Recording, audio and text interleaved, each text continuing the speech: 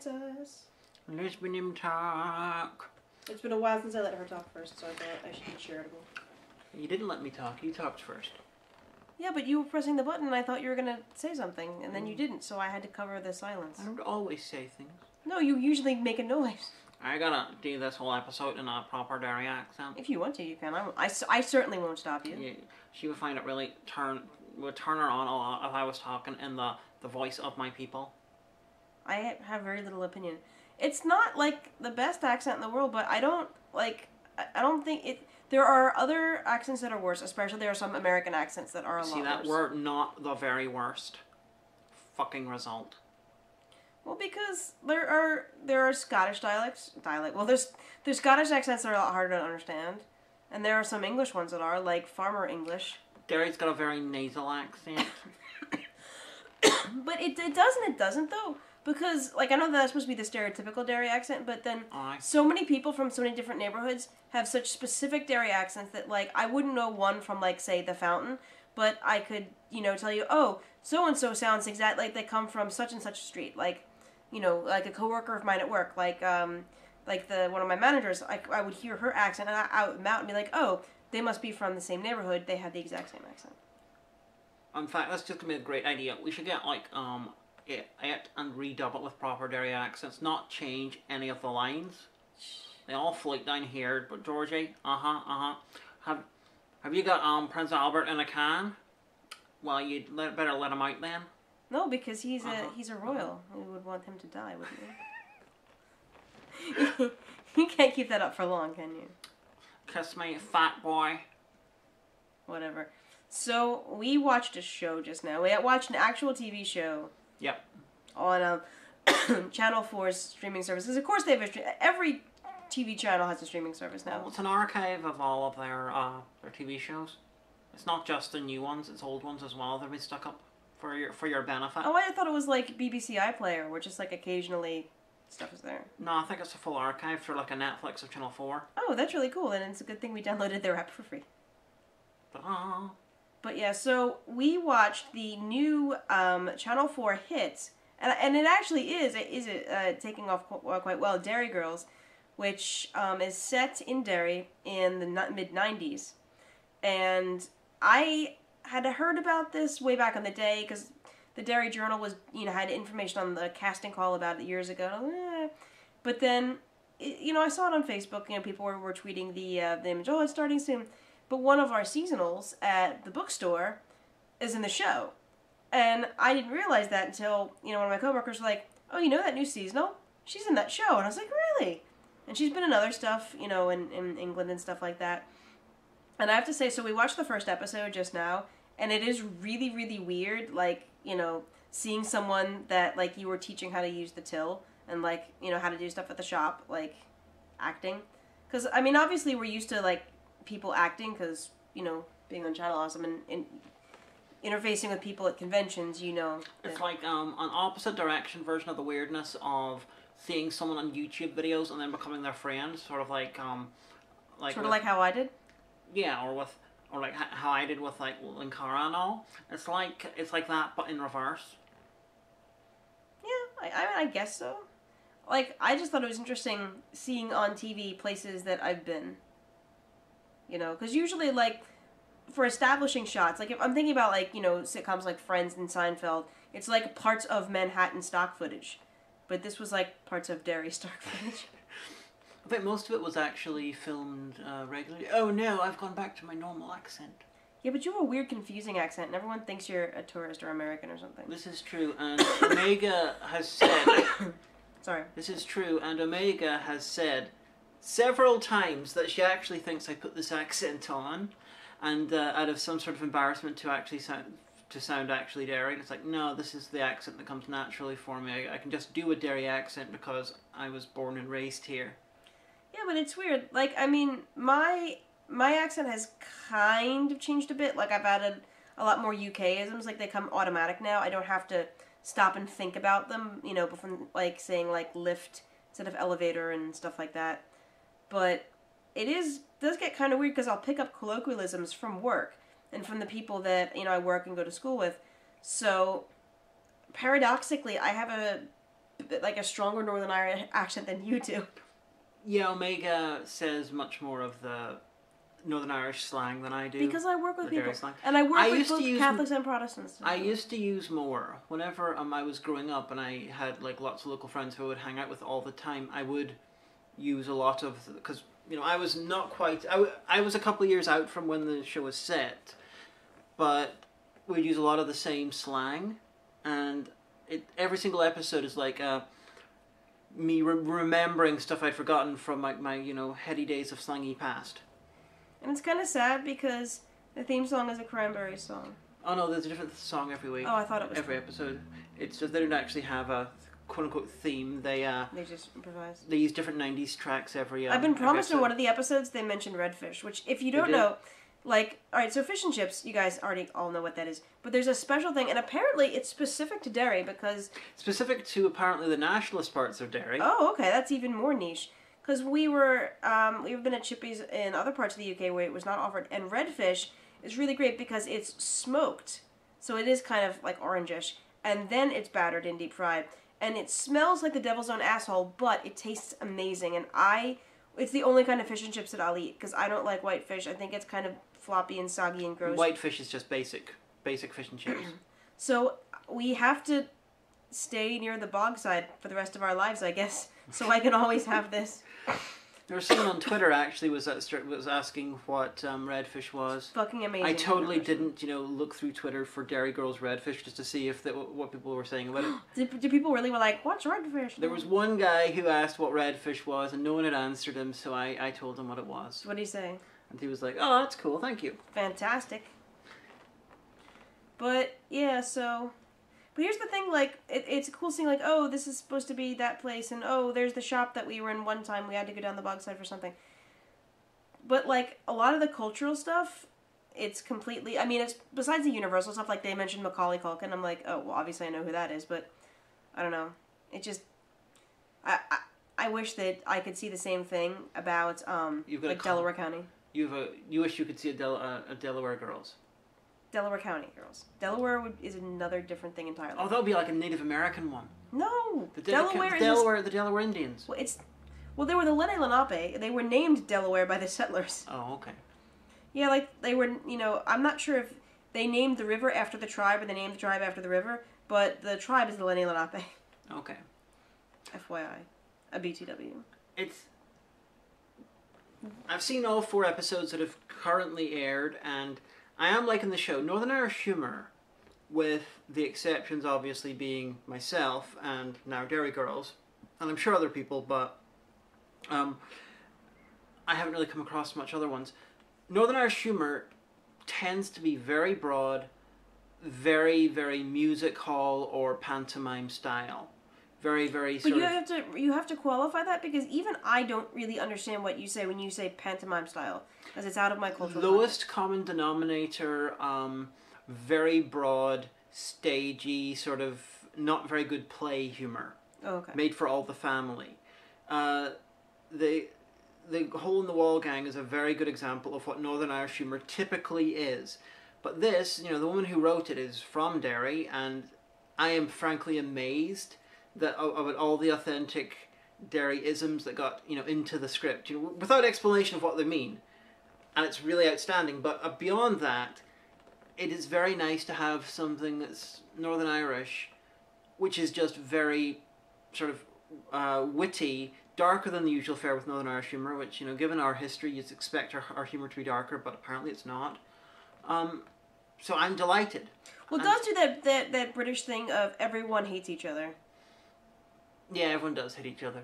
Whenever Omega has read one screenplay I wrote, which I thought it was hilarious. You know, it was supposed to be funny dialogue and, you know, it violence. was a zombie horror thing. Yeah, but all the dialogue was supposed to be funny. Oh, is that what that was meant to be? Yeah, but... I thought it was meant to be a massive grammatical errors, which is why you gave it to me in the first place. Well, yes, the grammatical errors, because I'm terrible at grammar. But I realised partly through watching this, because my mind was taken back to that script, one of Omega's big complaints was that the characters seem to hate each other. Why do people who are supposed to be friends hate each other? Why are they hanging out? Like, if there are people in our group that, like, specific people don't like, they won't come to those parties if that person's going to be there. Or if, like, you know, eventually everyone just becomes so annoyed with one person, they'll just won't invite them anymore. When Derry Girls, there we go. We have another thing, you know, from a Derry person where people who are friends who clearly hate each other. So maybe it's a Derry thing, or maybe it's just a funny thing. It's just beyond your two-dimensional American humor. Ooh. Ooh. Don't you dare, because I was the person who came back, admittedly in a quite unaltered state from a party, started watching a bit of Fry and Laurie on Netflix back when it was still on American Netflix, and then devised sketch comedy as a graph in 2 dimensions. So... See, like I said, two-dimensional. Yeah, but I'm really smart, so you can just go cry about it. But back to just summarising the show proper. You've got the 4 main ones. You've got the main one. Well, she's blonde and she's called Erin. And she looks like my one coworker's ex, and it's really creepy. And she has a tendency to overact with her eyes and mouth, and you didn't really see it in the first episode, but like in later episodes, it's like she's gurning. It's like her mouth is being possessed by a gurner while she's acting. What's a gurner? Gurning is a English traditional contest where people basically a face pulling contest, where you put your head through a donkey's bridle. The thing around you put around over a donkey's head to control them. Is this back when the English were still chasing cheese downhill for entertainment? Well, they still do that. Well, no, not in this one town. I saw it on... well, yeah, they still do that. I saw it on Facebook because apparently it wasn't quote-unquote cool anymore, so the organizers didn't run it this year. It was in Stilton, the cheese town. But the gurning's still done. It's an old, I believe, pre-Victorian tradition, and it's still... So is there a gurning Instagram filter? I guess we're all asking ourselves. There probably should be. But Erin has her mouth tends to do that sort of like weird facial stuff. You got the other ones. You got the little one who's actually from Galway. He's and 31. When the Derry Journal, one of our local newspapers, and we'll get to that later here, found out, they just couldn't stop tweeting, "Oh my God, she's 31," and I'm like, that's. You know, people can look young. Like, she does look quite young, but, you know... I got carded in England buying alcohol, so I'm 38. So, clearly, you should be in Derry Girls. I guess. That would be amazing. That would not be amazing. But, yeah, well, I think they're freaking out over her because she's written as, like, the youngest of the 4. Yeah. Then you've got the Orla. She does have a bit of the Ralph Wiggum going on. Yeah. Then you got Orla, who's the main character's cousin, who...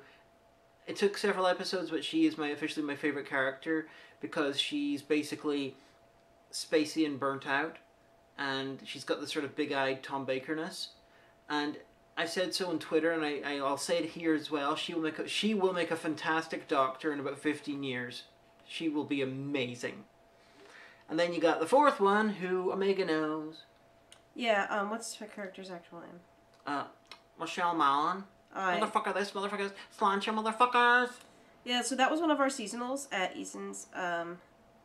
She did not stay on though because she was also working part-time in another place over the Christmas break, and they offered her apparently full-time with a little bit better money, so fair enough. And she is, in the show, she's the bolshy one, the mouthy one, the loud, irrepressible one. Good descriptions? Well, I mean... Not really, because people just... the character. Oh, yeah, the character. I was like, yeah, because, like, her as a person, she's like a regular person. Yeah, I don't know Jamie Lee. I've never met her. She's nice. Whenever I pass the shop she works in now, I do like to look in just to confirm that she exists. But apparently... Don't be weird. No, I sort of glance in. Because I've never met her, you've talked about her, and I'm like, I am not convinced that you've not made this up. If you like. Yeah, see? I've met a load of your co-workers, I've just never met her. That's true. Like, they all know you because you're tall. And they'll be like, "Oh, your wife was around looking for you." And I'm like, "Oh, I was here."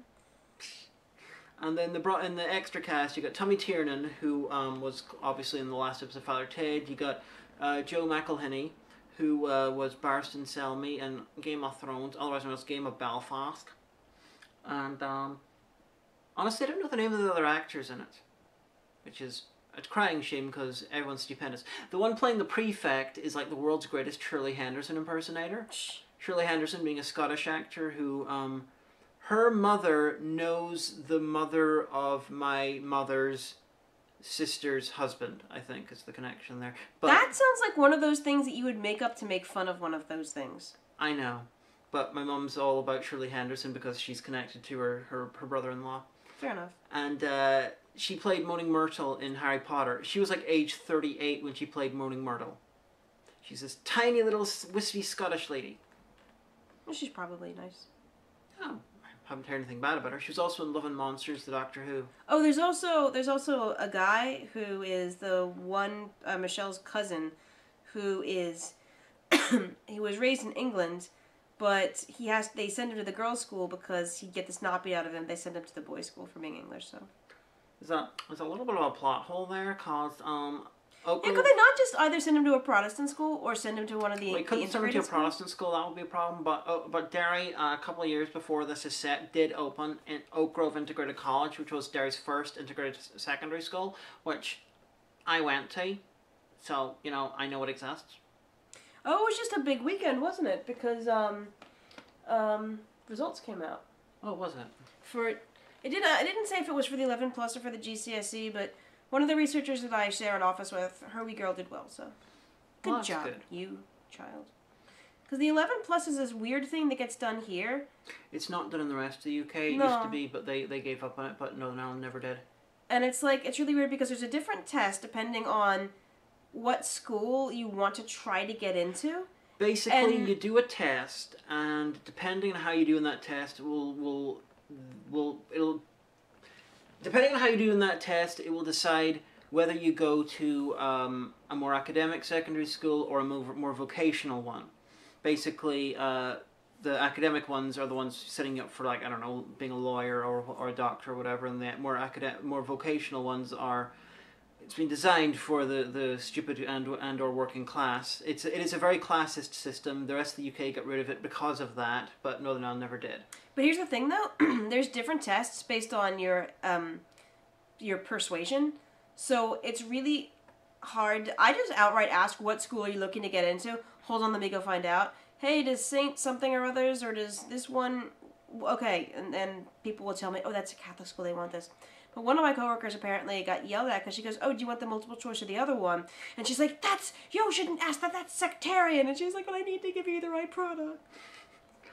I remember I did very well in my 11 plus. I actually did well enough that I could have gone to Foyle College, which is the basically the top school in Derry, but I didn't because one of my older siblings went to Foyle and had a terrible time, and so I ended up going to Oak Grove instead. I decided to. Had a terrible time there too, so maybe I should have gone to Foyle anyway. Well, I did none such of a thing, but I've just always been a disappointment, so there you go. No, I was a terrible student. Like, I didn't really understand the point of a lot of these things, and no one really, made it clear to me. It just seemed like arbitrary things you were supposed to do while also being a child, and, childhood and high school is horrible. But now I'm not a disappointment. Now I'm in goddamn grad school, so... Take that, my sister. Oh, another cast member we forgot. I still don't know the character's name, but Anthony Boyle's character, who in the first episode, he's the guy involving music that the main character's lusting after. He's turned up in episode 1 and 4 so far.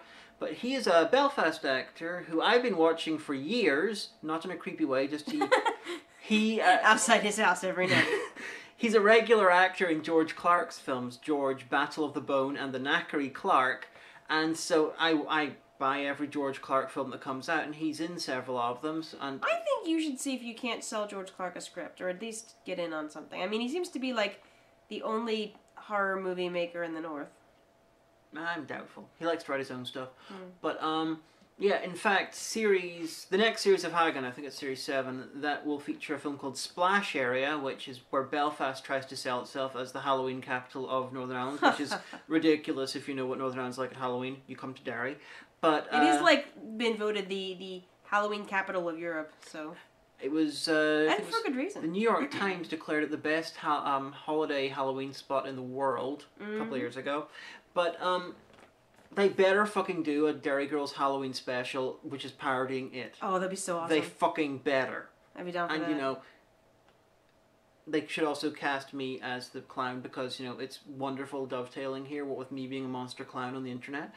But, Anthony Boyle's in that, in Splash Area, and he's in this, but he's most famous for originating the role of Scorpius Malfoy on the stage in Harry Potter and the Cursed Child. Oh yeah, I did hear that was from Belfast. I can just imagine Scorpius Malfoy as being like, "Oh, Potter, you filthy mudblood, I'm from Belfast. City of Cranes, hi, cracker." She did text me one time from Belfast to just say that. Belfast, City of Cranes. Because she likes saying Kirkwall, City of Chains. Yeah, it's from Dragon Age 2. Yes. But, I mean, the first episode was pretty good. I find that more and more, I want to watch documentaries. I try to get as excited for fiction media, but I just can't anymore. I just want to be told about the universe. Is that so wrong? Probably. Mm-hmm. Well. It's very wrong. Probably. But no, I mean, it seems like a good enough show. I mean, it's quite witty. Quite verbally witty. In, like, the old tradition of black and white movies, so. Yeah. And it is such a... For me, it's Uncanny Valley television.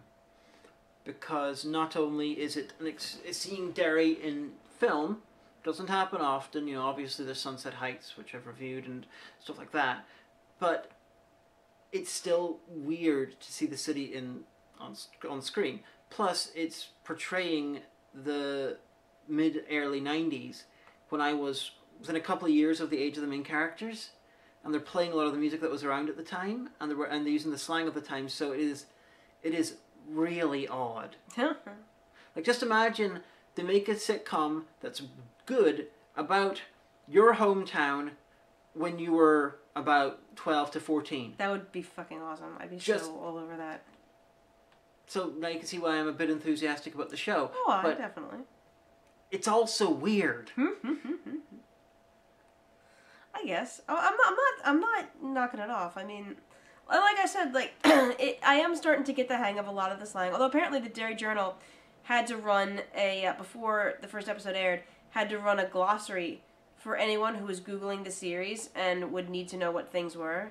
And I have to say that there are two really great, very expressive phrases that I've picked up since I moved here that are just perfect. And the first one is doing my head in, because that's perfect. Because if someone's like, "Oh, you're doing my head in, stop it," or if a child is being loud in the center, like, "Oh, it's doing my head in," and the other one is, "I can't cope," or as some people from some neighbors say, "I can't cope today," and I think that's really great because a lot of times in life, as a mental health professional, I'm telling you that you will not be able to cope. So you can just admit it. And also, me and one of my coworkers have the Can't Cope Club. Like, I'll come in and she'll be like, "Oh, I can't cope." I'm like, "Do you want to be president?" She's like, "What's happened to you this week?" I'm like, "Oh, this." She's like, "You can be president. I can't cope about today." Saunter on. No one's ever said that to me. No one said saunter. No one's ever said saunter on. I've heard wise up because one of my coworkers say wise up a lot. You gotta say hi at the end of sentences. No, I'll hear that. You know who says hi a lot is my friend Johnny, but he'll put it at the beginning of the sentence and be like, "Hi," but like that. I've noticed that I can't think of anyone in Derry Girls using the traditional Derry greeting from at least that time. I don't know if it still exists so much. I haven't really, because I don't much hang out with the common folk, the non-internet people. Yes, I have no friends except for the ones who watch films with me. No, but here's the thing: I am always invited. You know that whenever we have a work night out or a uni night out, you are always welcome. And everyone's like, "Oh, are you bringing Hagen?" And I'm like, "Well, I've asked her, but all she keeps talking about is how much work she'll get done with me not there." So, but you're always welcome. Constantly working. When we do PhD stuff, you're always welcome at the pub. I'm constantly working because someone has to make Patreon videos. That's true. And if you're a patron of Psych Media, you must forgive me because it was Christmas, and then I had to get a paper on schizophrenia done, and then I got the flu last week, so there will be another episode. I'm running it next week. It's just everything exploded. Yeah, Omega is just getting better right now, so apologies. Yeah. Like, I felt it coming on last Monday, and I was in uni, and I was like, all right, I have to get this paper draft done today. And my plan was to stay home on Tuesday and write and record the episode, but I ended up being really sick, and then my professor was like, "Oh, this 8,000 page draft is 8,000 page 8,000 word draft is really, really great. But the journal I want to submit it to has a 4,000 word deadline, so or a maximum. So can you slim it down? And I'm like, really wish you told me that before I wrote it. 8,000 page draft. That would be like my first draft of doing my complete guide to New Who. 8,000 pages? I doubt it. No. For me talking about New Who, to saying everything I wanted to say about New Who, yeah. Not 8,000 pages. That's got to be like several Bibles. 8,000 pages. I mean, just talking brief overview in the Quick Guide to Classic Who of Tom Baker was over 50 pages. Yep. And this is me complaining endlessly about New Who. I could do it. I don't want to do it. It would be a lot of work. I could, though. Doubtful. That's my doubting face. Oh, but you know what I've been depressed about recently? Catching yourself on? No. No one's ever said that to me either. I've never heard that. I've never heard mucker. Hacking the sesh? Well, no, I've heard sesh a lot, but never hacking the sesh. Just wild sesh last night, or lads starting the sesh. Or saying yes instead of hello. Well, you know what? One of my supervisors at the shop did that because I was in to get something really quick, and I was like, hey, what's up? And he goes, yes. And then I realized that like it did take me aback for a second because it does sound like the person's being quite dismissive of you, but then I realized that it is just like a greeting, which still weirds me out. Yeah, we used to be the only place where you could greet someone with yes, hi, and the hi would not be the greeting. It would be the little thing put at the end because or like people will see each other in the tail and be like, yes, Paul. Oh, yes, Tom. Yeah. Start having the crack. I like the word crack. I use it all the time. Do you spell it creak? Well, I'm usually saying it, not spelling it, so I don't know what to tell you. You don't use the word crack in your academic articles? No. It's unprofessional. You're not Derry. Well, it's still unprofessional. Although one of my coworkers, Steven, he has a really great saying sometimes. I don't know if it's like a colloquialism, but like, we're like, well, how's this thing? He goes, oh, it's pants. I love that. That's more of a general British or English thing. It's pants. I love it. Is this thing good? No, it's pants really. And I'm like, pants. Because one of the first things I had to learn in British English is that pants means underpants. And real pants are trousers. Yep. And I don't like that. I think underpants are pants for the under. Trousers are just really spiffy pants. They're not jeans. They're pants. I think Americans be crazy, y'all. No, we're awesome. Shut up. Although I did see, so Tara from RDA shared a link. Up the rada. RDA. Rada. Up the rada. But so she posted a thing. I think it was like Business Insider.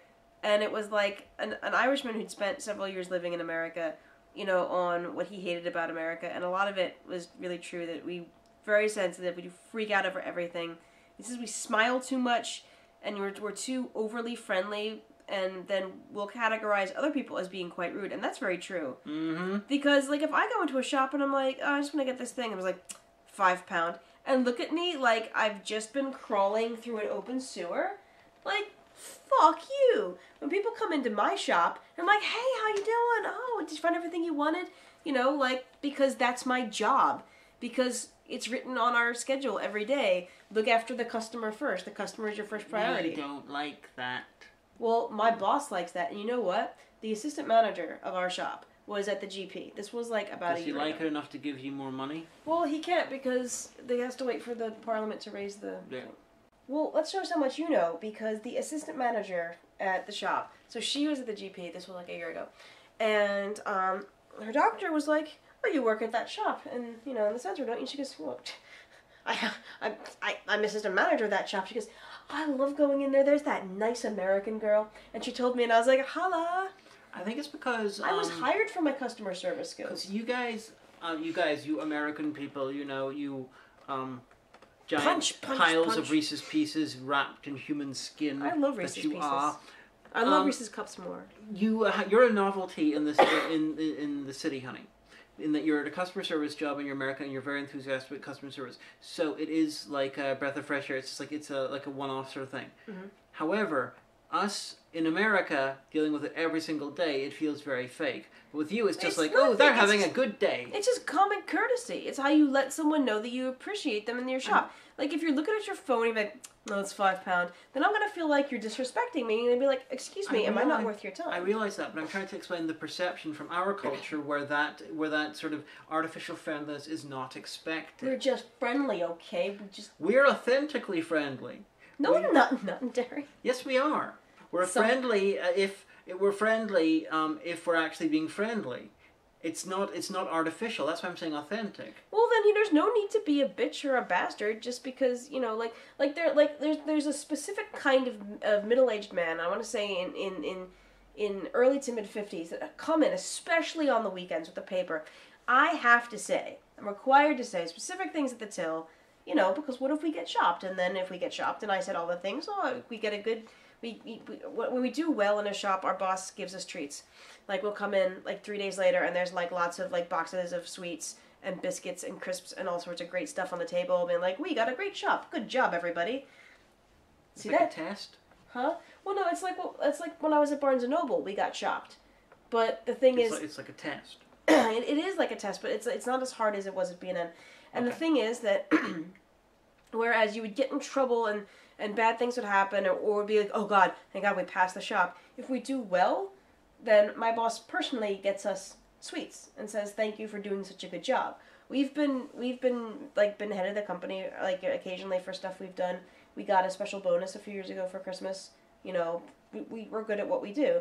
So it's less of a test and more like this is how the company would like you to do things, and we do things that way, so we're rewarded. And I think that's perfectly fine. It's better than the idea of, if we do poorly, on one aspect, there was someone who apparently just gave the person a bad vibe and said things they had to do. It's not like the whole store got in trouble. It's like he said, oh my gosh, we got a really poor mark on this. Come on, guys, we're better than this. You gotta do the thing. And you're saying there's a difference between the level of friendliness to expect, even if someone's being pleasant in a Northern Irish shop, compared to what Americans expect as standard. Yeah, but it's just, I view it, it's just common courtesy. Why would you not be courteous to someone? I do not want people to be forced to be pleasant and happy during a shop job. Working a shop is shit. If you're having a good day and you're enjoying it and you're friendly, great. If you're having a bad day, I don't want you to have to make your job worse by forcing a smile and pretending that you want me to be there. You don't. Well, the thing is that, okay, working in specialty retail is different. Working at a bookshop is different because a lot of the people who work at bookshops really want to be there. My one supervisor, the one from Scotland, she's very friendly as well, And she's Glaswegian, and so you wouldn't be like, oh, those people from Glasgow, they're so friendly, so it's not, it's in customer service, you just get to be that way occasionally. Have there been times, I went on Wednesday night, and I was very sick, didn't want to be there, but you still have to put it on, because it's your job, it's part of your job, and it is wrong, but at a certain point, it becomes just how you are. I read a really, really great article. You become the mask. No, I read a really great article about how it is bad for your physical and mental health to have to force that. But the thing is, even when I have to force that here, it's so much above what it would have to be in America, or so much below where it would have to be in America. In America, American's insane. I've been to work very sick before, and gotten complained to about a manager about quote unquote my attitude. Now, fortunately, the manager had seen me when I came in. I had no voice and had a very high fever, and so she was like, don't worry about it. Why don't you leave an hour earlier? You look really horrible. But that's that whole idea, whereas when I was at the till on Wednesday, every other was like, oh, you've got the cold, have you then? And I'm like, I better go home and have a hot whiskey when you're done. Whereas that wouldn't be the response in America. Because Northern Ireland, well, Ireland in general, is authentically friendly. It's not the people at the Beechwood shipping. They're not friendly. They're mean. I hate them. You can isolate little bits where people can be cunts, but that's what I'm saying. Authentically friendly. It's not put on. It's if they're friendly for real. I don't. It's just weird. like I was saying, that specific kind of 50-year-old guy that will come in on the weekends to buy a paper, and, you know, like, I'm going to ask, do you want a bag? Because sometimes it's pissing down rain outside. And even though people are only like, go on, give us a bag, it's raining and stuff like that, I'm going to say, do you want your receipt? Because most people say no, and I throw it in the bin. But then some people, especially the sweet little old people, like, oh, you better go on and give me the receipt. I don't want them to think that I've walked off with this.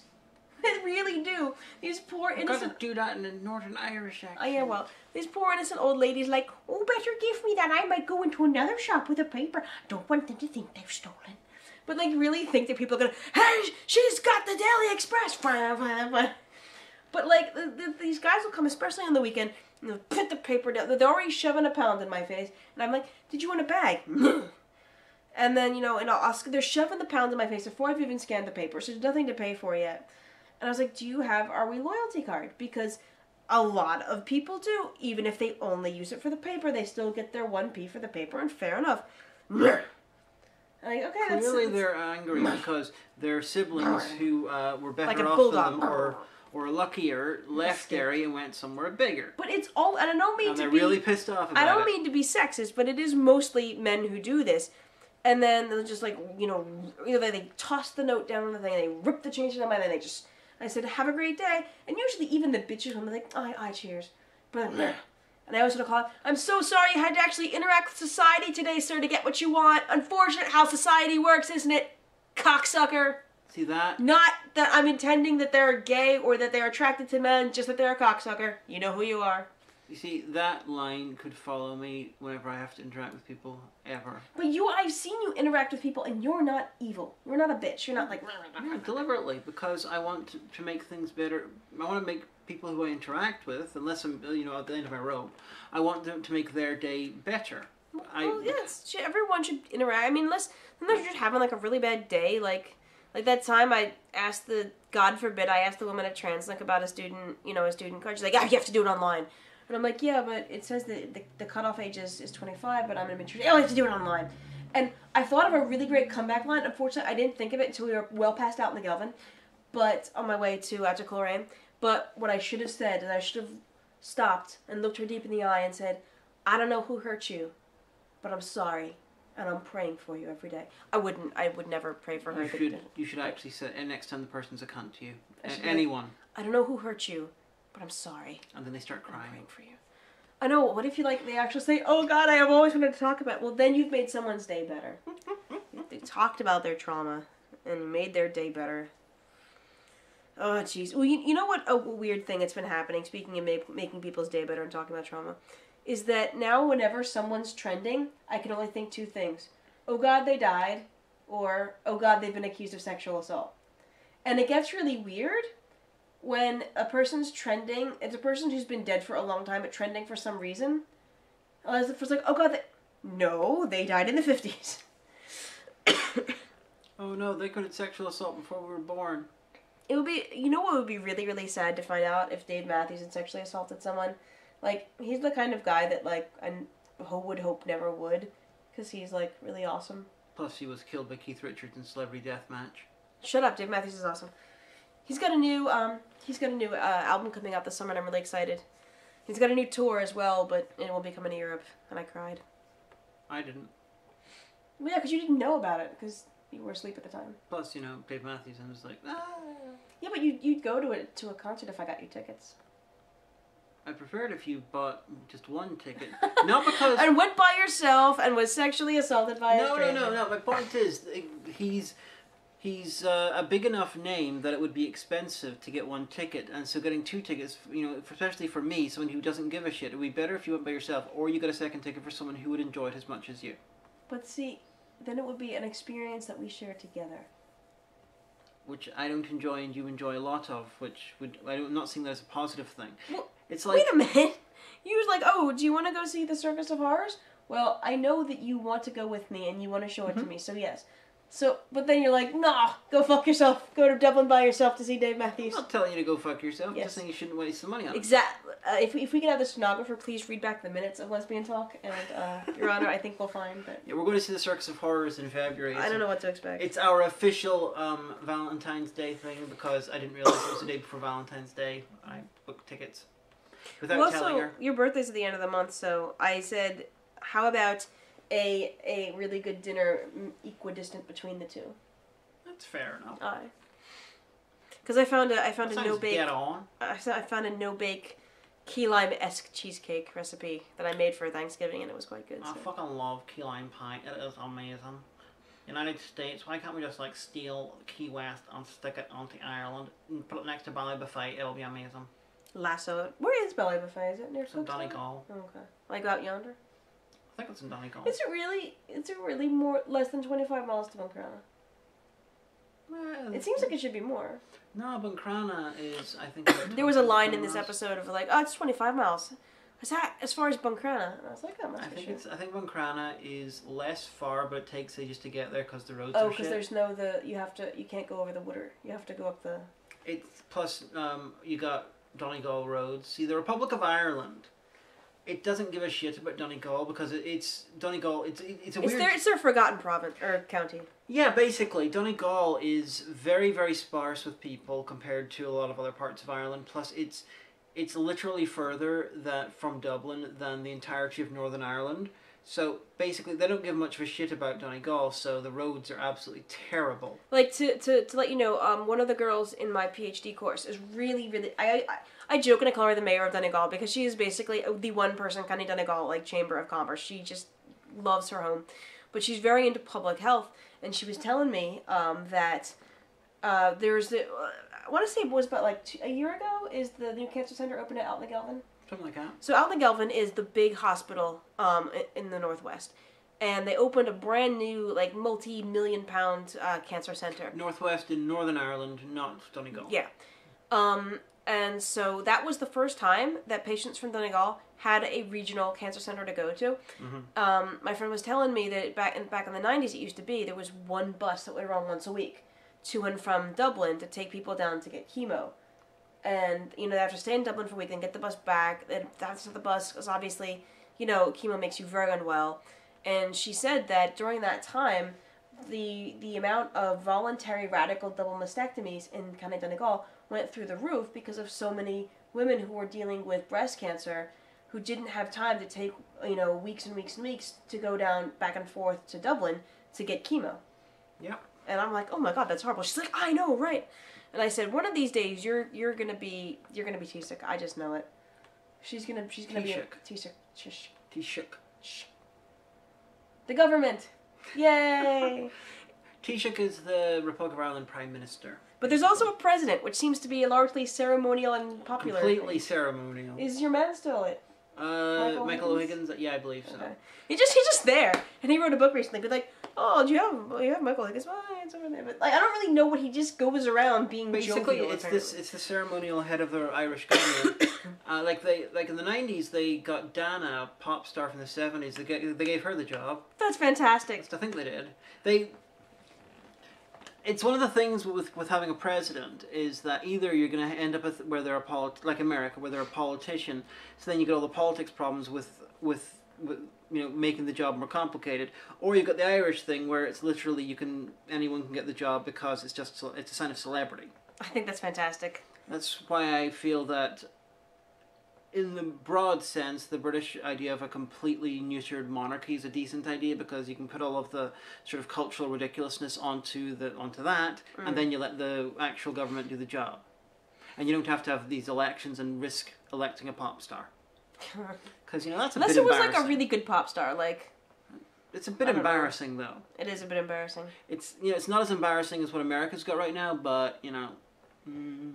Yeah, but if it was like a really like good pop star, like it turns out that like Tina Turner, secret Britney Spears got her act together and went to law school under an assumed name or something like that. You wouldn't even need to like go to law school.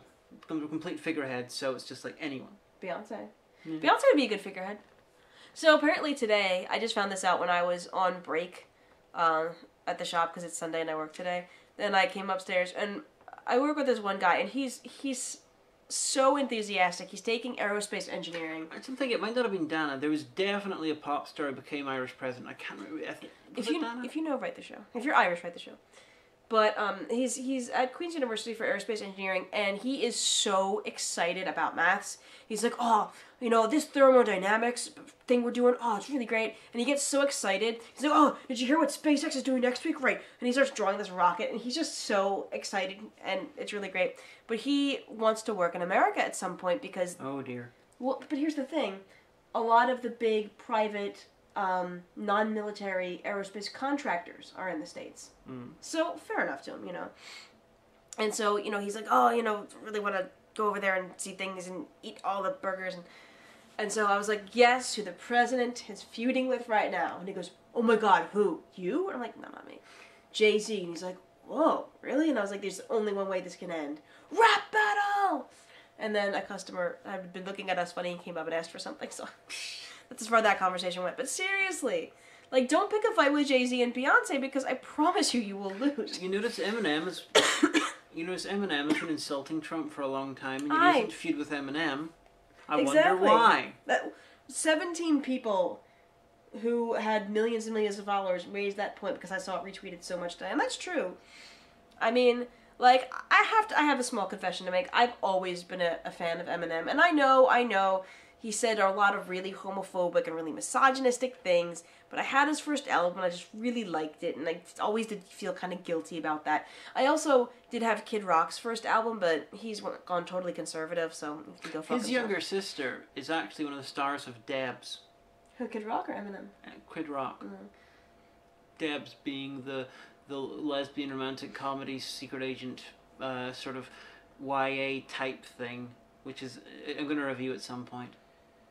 It's just, and then, so another coworker picked up the conversation a bit later, and he goes, well, so, does that mean that if Jay-Z wins the rap battle, he says, he'll get to be president? I'm like, yeah, sure, why not? And he goes, but would America really want Jay-Z for president? Like, it doesn't matter, because Jay-Z, as a president, you would know at least one thing right away. He said, what? I said, nobody would be treating black people like shit if Jay-Z was president. He goes, yeah, that's a really good point. The big question is, would anyone want to be president after Trump? God, I don't even know. Because it is the equivalent of having this wonderful antique chair that the last owner has shat in. It's just, everything is ruined now. I mean, I think I might go soft on... I mean, if you've been following me on Twitter, I'm trying to get another, I think, like 120 so subscribers on YouTube so I can keep my channel monetized. And if you would like to like and subscribe, by the way, please do not let me stop you. Although I'm trying to wonder how they would have found you if they're not subscribed. Because one of my lovely subscribers or Twitter followers had retweeted this, and they said, a show about lesbians talking. Yeah, but if they're listening. Yeah, but they're just watching it on YouTube. They're not a subscriber. If they like it enough to be still here so many months later, they probably liked enough to subscribe. Create alternate account. No, don't do that. That's terrible. But, I forgot the beginning of the story. Oh, I'm sorry. But at any rate, you should like and subscribe. No, but... Oh, yeah, so I need to stay on social media, and I need to get next psych media out. I need to build my Patreon following and all this other stuff. But I tell you what, like, I can't stay off Twitter sometimes. Like, I just keep having this feeling, like, I'll go in and do something. I'll spend, 20 minutes really, really concentrating on something or trying to find the right reference for a paper. And then I'll look at Twitter because I have this feeling that, like, something is going to happen. Like, something is right about to happen, you know? Mm. But I've had that feeling of something being right about to happen for over a year and nothing's happened.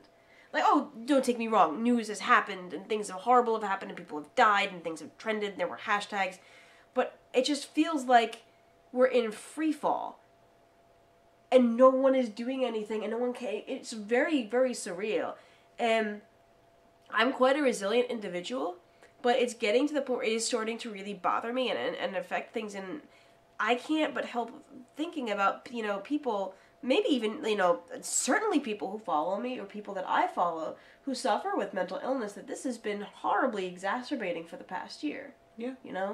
Like, right after the election, when things were really starting to look really squirrely, I said to my supervisor, he's been researching psychosis and psychopathology for 10 years, and he's part of a really, really great team, you know, with like triple that experience. I said, as researchers, we're probably going to be studying the effects of this year for the rest of our careers, aren't we? He said, it's very possible. I mean, he said, unless you decide to go into evolutionary. But I was just thinking about that. But Trump doesn't believe in evolutionary. No, implying that if I was studying evolutionary psychology, I'd be looking backwards, not forwards. Evolutionary psychology is witchcraft. No, it's not. It's made up. No, it's not. Actually, I got a really... It's like quantum donut making. I'd step on your foot, but we're both wearing socks. It doesn't exist. It does so. Actually, I got a really great book. We were in London at Foyle Books called Reimagining Neanderthal. And it's really, really good so far. About 50, 60 pages into it. It's really, really good. It's really interesting. Are they actually looking at Neanderthal things, or are they looking at how people are culturally right now and then projecting it onto the past? No. This is 2 archaeologists. Okay. And basically they went to write the book in 2008, and then I think there are a couple.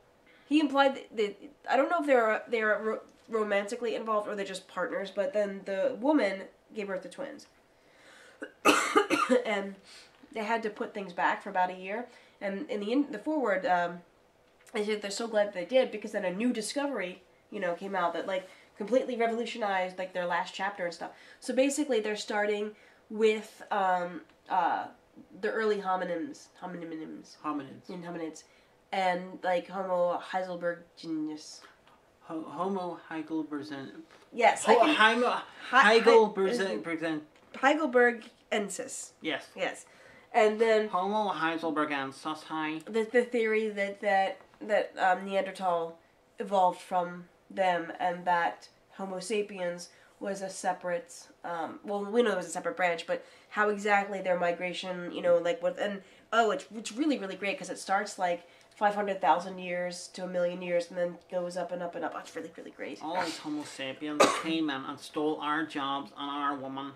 And then they spread us out. That's not how that happened. That is not how that happened. There was never a war. And you know what? I saw this great documentary. Well, you can't say that for sure, that there wasn't a large-scale fight between the two at some point in prehistory that we have no evidence for because there's none left. You can't say definitely there wasn't. It's highly unlikely.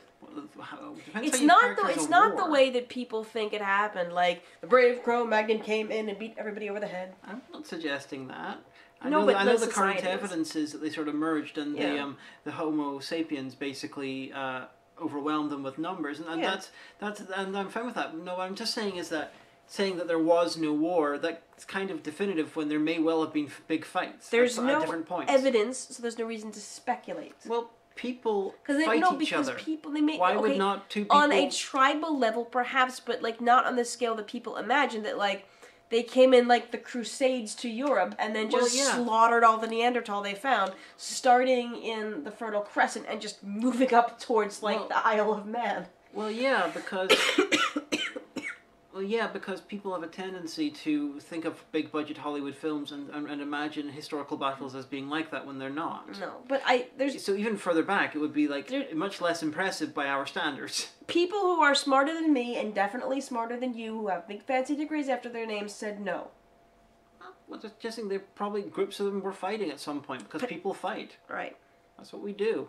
But anyway, so no, it's a really good book, and I'm actually I saw this great documentary a few years ago, and it was basically finding parts of the Neanderthal genome in our own, and there's a specific region like France, but around like the Alps and like that kind of Central European area, that have the highest concentration of about anywhere between 3% up to 5%. And I wish that was me. I want Neanderthal DNA. Well, you have Neanderthal DNA. I want more. Anyone with European descent has Neanderthal DNA. I want lots. It's a fact. You're part caveman, motherfucker. I want more. But no, it is really good. I love stuff like that. Like, it really gets me sometimes that excuse me, there was a point in time where we didn't even have a reliable method of creating fire, and now we're controlling a robot on goddamn Mars. Yep. I think that's fantastic. That's so fascinating. I love shit like that. I know it goes into a lot of what can you call covalent evolution, because Homo erectus in Asia, in Africa, and in a whole bunch of different places started using the stone hand axe. at around about the same time. You know the greatest but there was no evidence of cross. You know what the greatest bit of convergent evolution ever seen in human history was? Oh dear. The same year, an American comic called Dennis the Menace aired about a little boy called Dennis who got into trouble. In the same year, a British comic called Dennis the Menace started airing about a little boy called Dennis who got into trouble. The words rhyme. You don't have to go very far from there. It's crazy, but we all know if you took the British Dennis the Menace and the American Dennis the Menace and locked them in a room, the little American guy would not leave the room alive. Oh yeah, because the British Dennis the Menace has like permanently angry eyebrows and all quite sinister. British Dennis the Menace, especially in the earliest incarnations, he's essentially a child sociopath with a dog who is also a sociopath. The original Dennis the Menace is just kind of well-meaning. Yeah, so that's why, he would kill him. And polite and friendly to shopkeepers. He would kill him. The American way. He's not much of a menace. He's not really a menace. Oh, he was a menace to his next door neighbor because to some old people, any child involvement is a menace. He's not much of a menace. I know this, yesterday, this kid in the shop, we have the toy lightsabers. He was thwacking it about. I said, do not use it until you've bought it. So then he went and bought it. It's $15.99, so fair play, but it showed... And then I was telling my supervisor, she goes, it showed you. I said, we made $15.99, got another one out the store, so... But that's all I have to say about that today. I would love to see a live-action film version of the British Dennis the Menace, but done like a competent version of The Good Son, which was a film starring Macaulay Culkin and Elijah Wood. So basically, I want Dennis the Menace, but he is a stone-cold sociopath, and he murders Walter the Softy. And... it would have to be done as a very dark comedy. Because there's something wrong with that kid in the comics. Especially the early ones. He's soft and he's definitely got softer in the ears, but... I have to take your word for it. Trust me. This has been a very special Derry episode of Lesbian Talk. Very merry Derry episode. Aye.